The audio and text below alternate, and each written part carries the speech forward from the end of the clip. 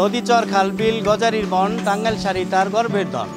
গত এক বছর পূর্বে টাঙ্গাইলের এই ঐতিহ্যবাহী শাড়িটি জিআই পণ্য হিসাবে আন্তর্জাতিক পরিমণ্ডলে জায়গা করে নিয়েছে।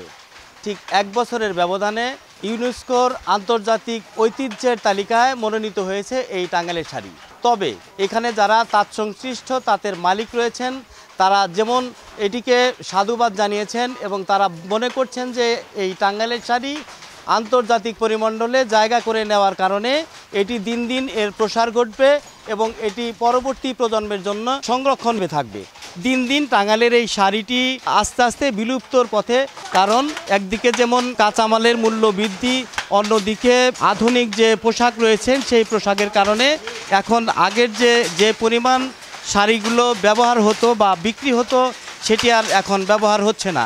ফলে টাঙ্গাইলের যে তাঁত শিল্প আছে সেই তাঁত শিল্পর ৮০% তাঁতি প্রায় বন্ধ হয়ে গিয়েছে বলে আমাদেরকে জানিয়েছেন এখানকার যারা মালিক রয়েছেন সেই মালিক এবং শ্রমিকরা।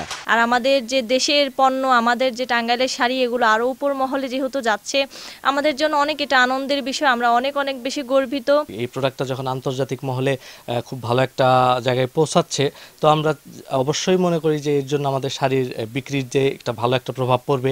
আন্তর্জাতিকভাবে আমরা আসলে এটা আরও ভালো মানের জায়গাতে নিয়ে যেতে পারবো। ইউনেস্কোর মাধ্যমে যদি এটা সাংস্কৃতিক মনোনয়ন পায় তো আমাদের এটা একটা বড় পাওয়া আমাদের জন্য। আগের চাইতে বর্তমান পরিস্থিতি আমাদের খুবই খারাপ। আগে আমরা কাজ করতাম, ভালো চলতাম, ভালো পড়তাম, এখন মজুরি নাই, কাপড় চলে না, মহাজনরা বেচতে পারে না, এই নানান জটিলতার সমস্যা আমাদের খুবই কষ্ট হয়। বর্তমান তাঁত বোনা সবটা চালালে কষ্টই। এখন তুলনামূলক অনেক তাঁত এখন কমে গেছে। আমাদের ওই পণ্যের দাম বেড়ে যায়, আমাদের বিল ওইভাবে আসে না। আমার খুব দিনকাল খুব কষ্ট যেতেছে। আগে ভালো চলছি, মানে আজুরাও ভালো ছিল, কামও বেশি হয়েছে, মানে টাকা পয়সা বেশি ইনকাম করা গেছে আর কি।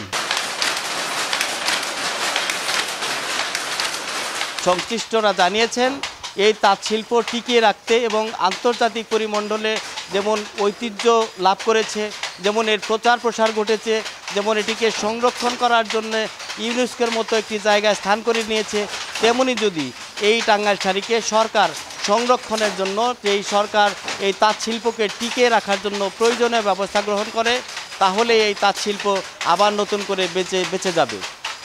টাঙ্গাইল থেকে কাদির তালুকদার, সময় সংবাদ।